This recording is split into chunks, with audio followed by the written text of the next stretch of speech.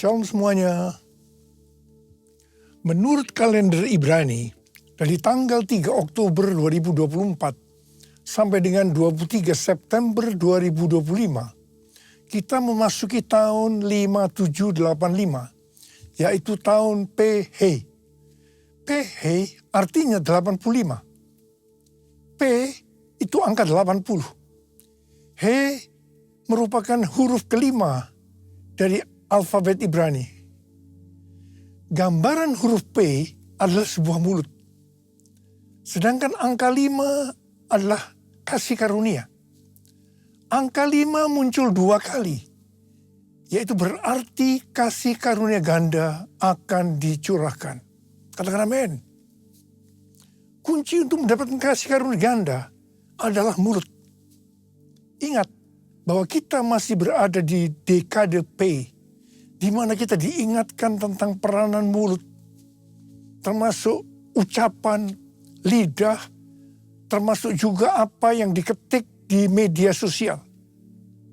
Amsal 18 ayat 21 berkata, hidup dan mati dikuasai lidah. Siapa suka menggunakannya akan memakan buahnya. Tuhan Yesus berkata dalam Matius 12 ayat 36 dan 37. Aku berkata kepadamu, setiap kata gegabah yang diucapkan orang akan dipertanggungjawabkannya pada hari penghakiman. Sebab menurut ucapanmu engkau akan dibenarkan, dan menurut ucapanmu pula engkau akan dihukum. Karena itu kita harus menjaga mulut, ucapan, lidah, apa yang diketik, dan menggunakannya untuk memuliakan Tuhan. Berkata benar dan membangun, serta menjauh dari kejahatan mulut dan saksi dusta. Ada kalanya Tuhan menghendaki agar kita berdiam diri. Puasa berbicara sebagai tindakan penguasaan diri. Ini juga adalah salah satu bentuk strategi peperangan rohani. Ingat waktu bangsa Israel menghancurkan tembok Yerikho. Kita baru meninggalkan tahun P Dalet 84 yang berbicara tentang pintu yang terbuka dan hanya orang yang merendahkan diri yang bisa memasuki pintu itu. Orang yang merendahkan dirinya, salah satu cirinya bisa lihat dari mulut, ucapan, lidah, dan apa yang diketik. Tahun 5785 ini merupakan kelanjutan dari tahun 5784, di mana merupakan tahun tiba-tiba. Tiba-tiba terjadi hal-hal yang belum pernah terjadi sebelumnya. Termasuk peperangan, bencana alam, kekacauan, keributan, dan termasuk juga pemurnian dalam gerejanya. Makna tahun 5785 adalah tahun menyambut kedatangan Roh Kudus, yang membuat umat Tuhan merasa butuh dan mengingini Roh Kudus. Akan banyak terdengar orang-orang yang berseru-seru, kami memerlukan Engkau Roh Kudus, kami memerlukan Engkau Roh Kudus. Come Holy Spirit, fall in this place. I need more and more of you. Fill me again with the power of your Spirit. Lord, I'm crying out for more and more of you.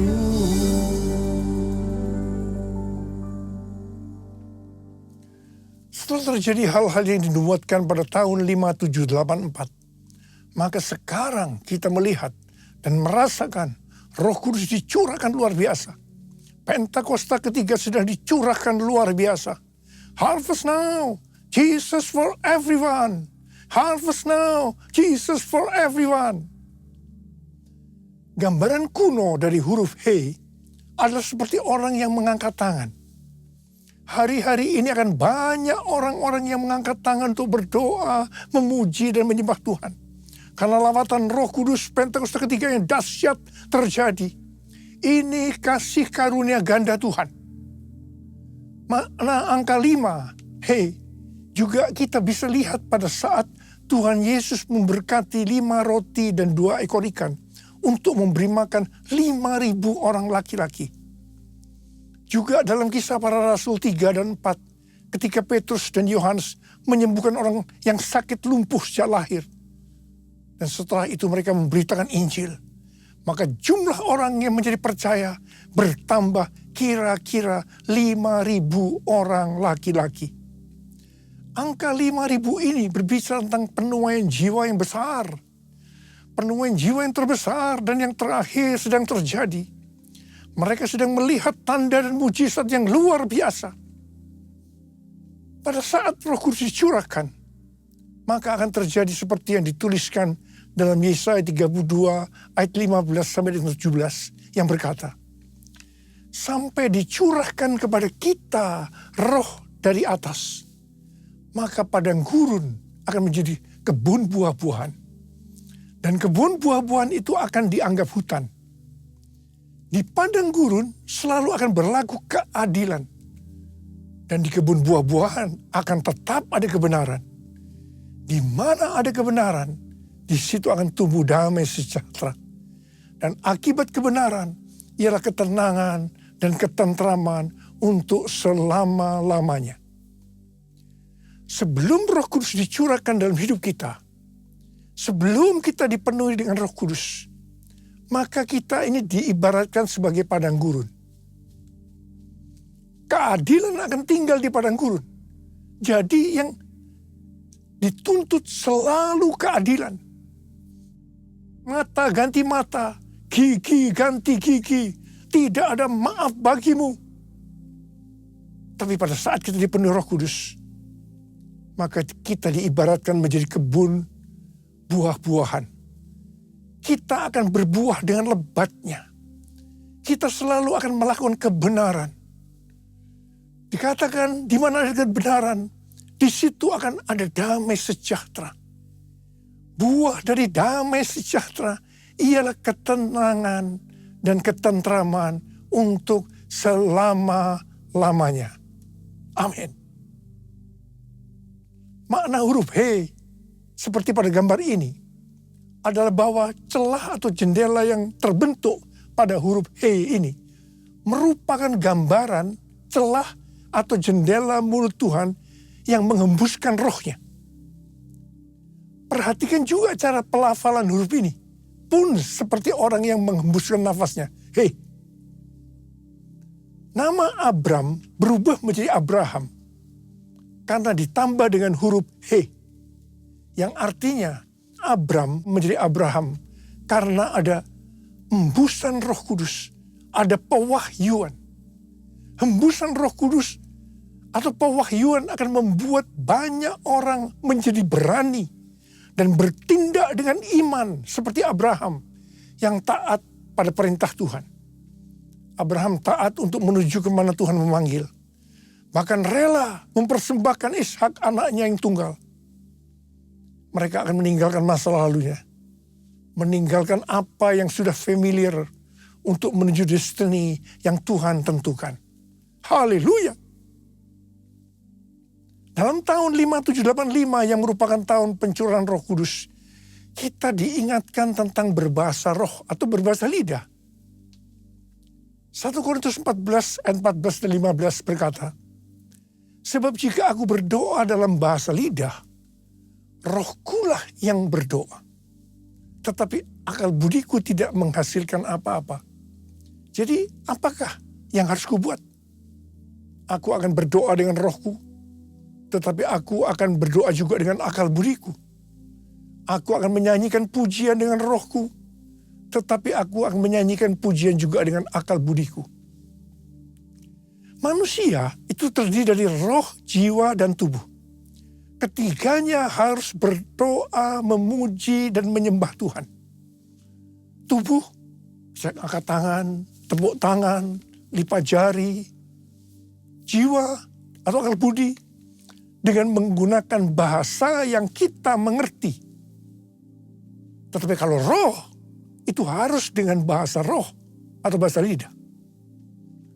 Kalau tidak berbahasa roh atau berbahasa lidah, berarti ada sesuatu yang kurang. Tidak sempurna. Karena itu saya harus terus berdoa buat kita semua.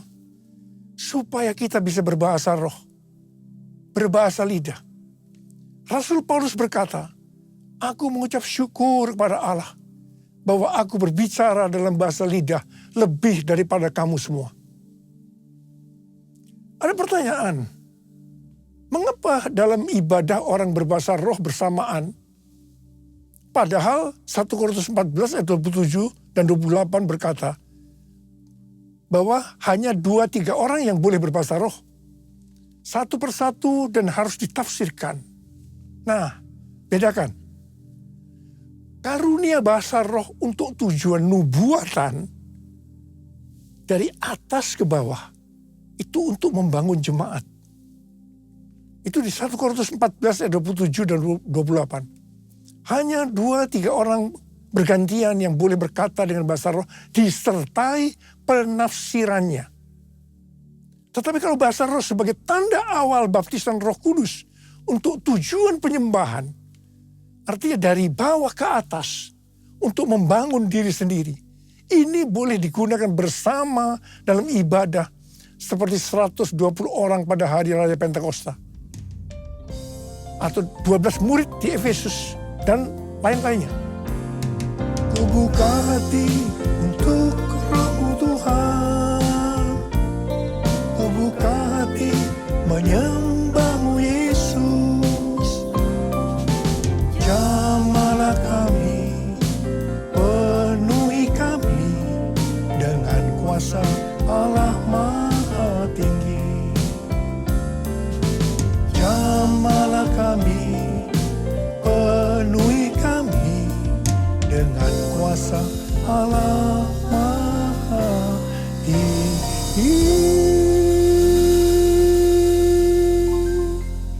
Memasuki tahun 5785 yang merupakan tahun pencurahan Roh Kudus dan tahun kasih karunia ganda, kita juga harus memandang harta atau kekayaan yang Tuhan berikan dengan hati-hati agar kita menyenangkan hati Tuhan. Sehubungan dengan berkat atau kekayaan yang Tuhan berikan kepada kita, maka teologi GBI bukan teologi kemakmuran atau teologi kemiskinan, teologi penderitaan, tetapi teologi penata layanan. Artinya harus seimbang dalam mengelola talenta atau kekayaan yang Tuhan berikan kepada kita. Jadi prinsip mengenai yang pertama, pandangan terhadap kekayaan. Teologi kemiskinan itu berkata dosa. Teologi kemakmuran berkata itu kebenaran. Tetapi teologi penata layanan berkata itu tanggung jawab. Hal yang kedua, saya bekerja untuk, menurut teologi kemiskinan, sekedar memenuhi kebutuhan. Tetapi teologi kemakmuran berkata ingin jadi kaya. Tapi teologi penata layanan itu untuk melayani Tuhan. Orang berdosa, menurut teologi kemiskinan, itu adalah orang kaya. Tapi menurut teologi kemakmuran, itu orang miskin. Tetapi teologi penata layanan adalah orang yang tidak setia. Itu adalah orang yang berdosa. Kemudian yang keempat, saya memberi karena yang pertama, menurut teologi kemiskinan, kewajiban. Tapi teologi kemakmuran berkata, untuk mendapat sesuatu nantinya. Tetapi teologi penata layanan, saya memberi karena mengasihi Tuhan. Dalam hal pemakaian uang, yang kelima, teologi kemiskinan diliputi rasa takut dan terpaksa. Tetapi yang menganut teologi kemakmuran, tidak hati-hati dan konsumtif, boros. Tetapi teologi penata layanan, mereka berdoa dan bertanggung jawab. Dari tabel ini, maka ada beberapa hal yang harus diperhatikan. Yang pertama, Amsal 28 ayat 20 berkata, orang yang dapat dipercaya mendapat banyak berkat. Tetapi orang yang ingin cepat kaya tidak akan luput dari hukuman. 1 Timotius 6 ayat 9 dan 10 berkata, namun mereka yang ingin kaya terjatuh ke dalam pencobaan, ke dalam jerat, dan ke dalam berbagai nafsu yang hampa dan mencelakakan, yang menenggelamkan manusia ke dalam keruntuhan dan kebinasaan. Sebab akar segala kejahatan ialah cinta uang. Dan karena memburu uanglah beberapa orang telah menyimpang dari iman dan menyiksa dirinya dengan berbagai duka. Ada seorang muda yang kaya datang kepada Tuhan Yesus dan berkata, Guru, perbuatan baik apakah yang harus kuperbuat untuk memperoleh hidup yang kekal? Tuhan Yesus menjawab, jikalau engkau ingin masuk ke dalam hidup, turutilah segala perintah Allah. Perintah yang mana? Jangan membunuh, jangan berzina, jangan mencuri, jangan mengucapkan saksi dusta, hormatilah ayahmu dan ibumu, dan kasihilah sesamamu manusia seperti dirimu sendiri. Jawab orang muda itu, semua telah kuturuti, apalagi yang masih kurang? Yesus berkata, jikalau engkau hendak sempurna, pergilah, juallah apa yang kau miliki, dan berikanlah itu kepada orang-orang miskin, dan engkau akan memiliki harta di sorga. Kemudian datanglah kemari, dan ikutlah aku. Mendengar perkataan itu, pergilah orang muda yang kaya itu dengan sedih, sebab hartanya banyak. Yesus berkata kepada murid-muridnya, sukar sekali orang kaya masuk ke dalam kerajaan sorga. Lebih mudah seekor unta melewati lubang jarum daripada orang kaya masuk ke dalam kerajaan Allah. Mendengar itu murid-muridnya gempar, tercengang dan berkata, jika demikian, siapakah yang dapat diselamatkan? Yesus berkata, bagi manusia hal ini tidak mungkin, tetapi bagi Allah segala sesuatu mungkin. Untuk bisa masuk kerajaan Allah, maka kita harus mengasihi Tuhan Yesus, Allah kita, dengan segenap hati, dengan segenap jiwa, dan dengan segenap akal budi, dan mengasihi sesama manusia seperti diri kita sendiri. Nah, orang muda yang kaya gagal mengasihi Tuhan Allah kita dengan segenap hati, jiwa, dan akal budi, karena hartanya banyak. Mazmur 62 ayat 11b berkata, apabila harta makin bertambah, janganlah hatimu melekat padanya. Jadi supaya hati kita tidak lekat pada harta, maka kita harus memberi. Alasannya karena mengasihi Tuhan, tidak yang lain-lain. 1 Timotius 6 ayat 17 dan 19 berkata, peringatkanlah orang kaya di dunia ini, agar mereka jangan tinggi hati dan jangan berharap pada sesuatu yang tak tentu seperti kekayaan, melainkan pada Allah yang dalam kekayaannya memberikan kepada kita segala sesuatu untuk dinikmati. Peringatkanlah agar mereka itu berbuat baik, menjadi kaya dalam perbuatan baik, suka memberi dan membagi. Dengan demikian, mereka mengumpulkan suatu harta sebagai dasar yang baik bagi dirinya di waktu yang akan datang untuk mencapai hidup yang sebenarnya. Saudara, kalau kita melihat ini, orang kaya masuk surga oleh karena mengikuti ayat ini. Sesuai dengan ayat tadi, kita melihat bahwa orang kaya bisa masuk surga. Sekali lagi diingatkan, kita memberi bukan karena kewajiban. Kita memberi bukan karena untuk mendapat sesuatu nantinya, tetapi kita memberi karena mengasihi Tuhan. Aku mengasihi Engkau, Yesus, dengan segenap hatiku.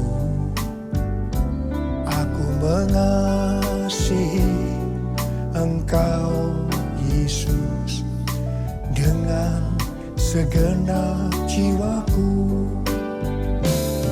Renungkan firman-Mu siang dan malam, ku pegang perintah-Mu dan ku lakukan. Engkau tahu ya Tuhan, tujuan hidupku hanyalah untuk menyenangkan hati-Mu. Menyenangkan hati-Mu, menyenangkan hati-Mu.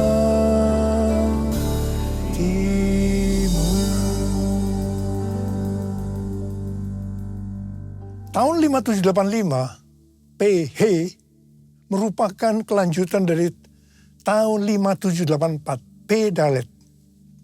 Dalet atau angka 4 digambarkan sebagai pintu yang terbuka. Juga digambarkan seseorang dengan posisi yang membungkuk, menunduk, yang melambangkan kerendahan hati. Jadi hanya bagi orang yang rendah hati, pintu itu terbuka. Tahun 5785, PH adalah tahun kasih karunia ganda. Hanya bagi orang yang rendah hati, Tuhan akan membukakan pintu untuk mendapat kasih karunia ganda.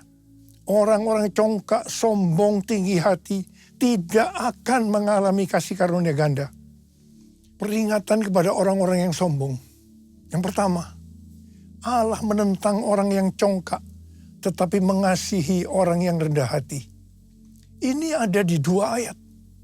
Yakobus 4 ayat 6 dan 1 Petrus 5 ayat 5. Jadi ini berarti suatu peringatan yang sangat serius. Yang kedua, Amsal 16 ayat 5 berkata, setiap orang yang tinggi hati adalah kekejian bagi Tuhan. Sungguh, ia tidak akan luput dari hukuman. Yang ketiga, Amsal 16 ayat 18 berkata, kecongkakan mendahului kehancuran dan tinggi hati mendahului kejatuhan. Hari-hari ini, kita sedang memasuki tahun yang baru. Tahun 5785, PH, yang merupakan kelanjutan dari P Dalet. Saudara, saya percaya peringatan tentang kita harus rendah hati, itu sangat kuat. Sekali lagi, Tuhan sangat menentang orang congkak. Saya mau berdoa buat saudara. Mari, kita semua di hadapan Tuhan. Mungkin selama ini tanah gersang, sehingga kesombongan muncul, padang gurun. Tapi mari kita sekarang angkat tangan kita. Kita katakan, kita minta, ini tahun Roh Kudus. Ini tahun pencurahan Roh Kudus. Mari, angkat tangan kita di hadapan Tuhan. Nyanyikan bersama saya. Curahkan Tuhanku hujan Roh-Mu, basahilah sekarang tanah gersang. Jesus, telah lama ku nanti, berikan kini, lalu ku bersujud menyembah-Mu. Mari angkat tangan kita. Uria la la bashara la bala bala bala bala bala bala bala. Ora la bala bala bala bala. Oh ya la la bala bala bala bala bala bala bala bala. Tuhan, curahkan Roh-Mu. Curahkan Roh-Mu ya Tuhan, curahkan Roh-Mu. Biarlah padang gurun ini menjadi berkebun buah-buahan. Kami yang congkak, ampuni kami Tuhan. Ampuni ya Tuhan. Buatlah kami menjadi rendah hati. Curahkan Roh-Mu, kami akan menerima Roh Kudus lebih lagi. Roh Kudus lebih lagi.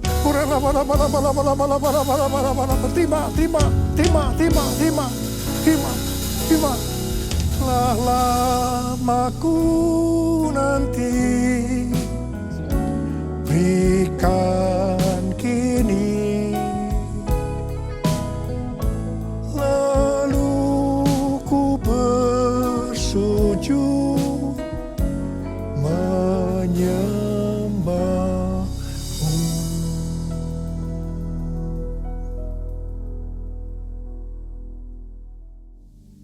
Mari kita akan masuk dalam perjamuan kudus.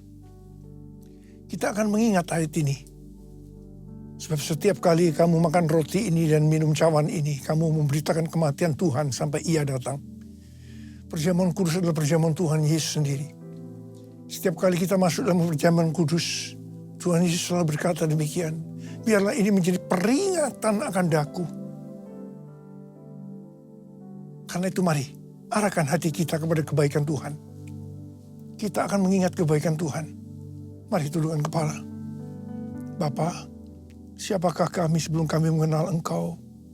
Kami semua orang berdosa. Upah dosa adalah maut, mati. Tapi Engkau yang tidak berdosa telah dijadikan dosa oleh karena kami. Engkau harus turun dari sorga mulia, mati ganti kami dengan penderitaan yang luar biasa. Sungguh kalau kau memikirkan betapa baiknya Engkau Tuhan. Engkau jadikan kami sebagai anak-anak-Mu. Engkau tuntun, Engkau bela, Engkau berkati, Engkau lindungi kami. Engkau juga tegur kalau kami salah. Itu Engkau ya Aba. Itu Engkau ya Aba. Kita akan diberkati Tuhan melalui perjamuan kudus. Tapi Tuhan mau kita makan dan minum dengan cara yang benar. Karena itu masing-masing berdoa. Introspeksi. Lihat keadaan diri masing-masing. Jangan menyimpan dosa. Kalau ada dosa yang Tuhan ingatkan saat ini, langsung minta ampun. Langsung minta ampun, ampuni saya Tuhan. Ampuni saya Tuhan, ampuni. Kau melihat anak-anak-Mu ya Tuhan, sedang minta ampun pada Tuhan. Layakkan kami untuk masuk dalam perjamuan kudus. Bapa terima kasih. Bapa terima kasih. Kami akan masuk dalam perjamuan kudus dengan hati yang penuh ucapan syukur. Dalam nama Yesus kami berdoa. Amin. Sekarang mari angkat roti di tangan kita tinggi-tinggi. Sebab apa yang telah kuteruskan kepadamu telah aku terima dari Tuhan. Yaitu bahwa Tuhan Yesus pada malam waktu Ia diserahkan mengambil roti dan sesudah itu Ia mengucap syukur atasnya. Dia memecah-mecahkannya dan berkata, inilah tubuhku yang diserahkan bagi kamu. Perbuatlah ini menjadi peringatan akan aku. Sudah dikasih Tuhan, bukankah roti yang kita pecah-pecahkan ini adalah persekutuan kita dengan tubuh Kristus. Mari kita makan dalam nama Yesus.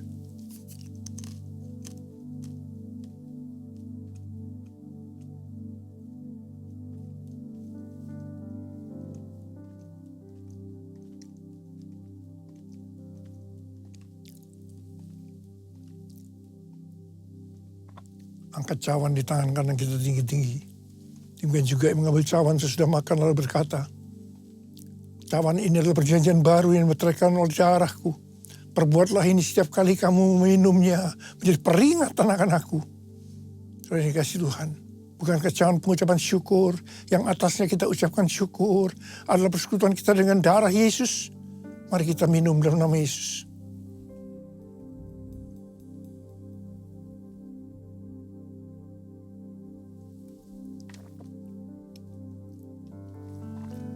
Ucapkan syukur dan terima kasih dengan suara.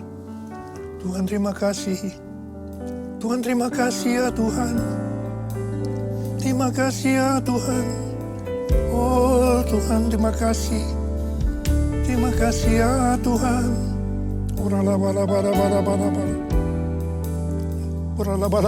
Tuhan.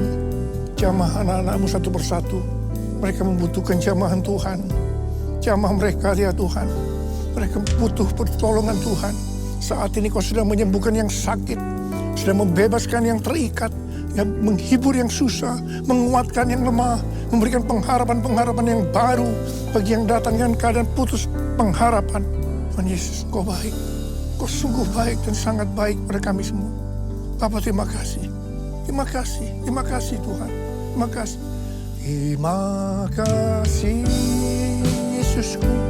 Terima kasih Yesusku, puji syukur hanya bagi Tuhanku. Terima kasih Yesusku, terima kasih Yesusku, puji syukur hanya bagi Tuhanku. Terima kasih, terima kasih Yesusku, terima kasih Yesusku, puji syukur hanya bagi Tuhanku.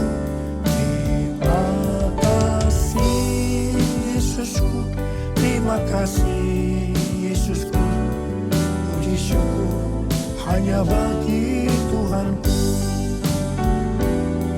Puji syukur hanya bagi Tuhanku. Puji syukur hanya bagi Tuhanku.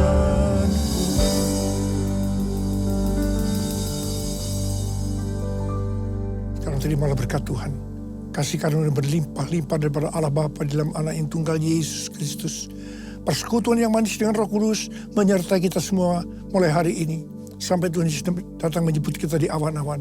Dan bahkan sampai selama-lamanya. Yang percaya bersama-sama katakan, Amin.